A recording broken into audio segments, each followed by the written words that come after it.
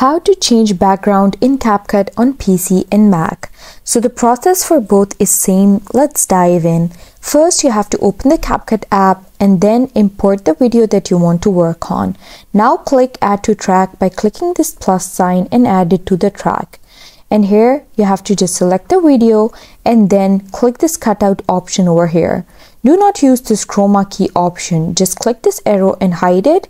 And here you have this auto cutout option. Just click it. And now you have to wait for it to just remove the background of this image.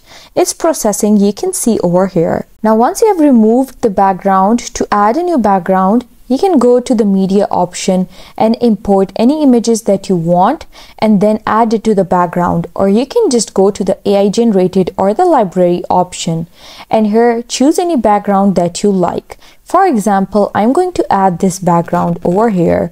Let's download this background and then click plus. So here you can see that I have added this background over here. Now to set it as the background, you have to choose this image and drag it upwards. And now you can see that it is added in the background. Now you can just rearrange the size of this image of the background. Here you can see I have added this, and now if I play my video, it has a new background. So that's a process that you can follow to change the background of any image.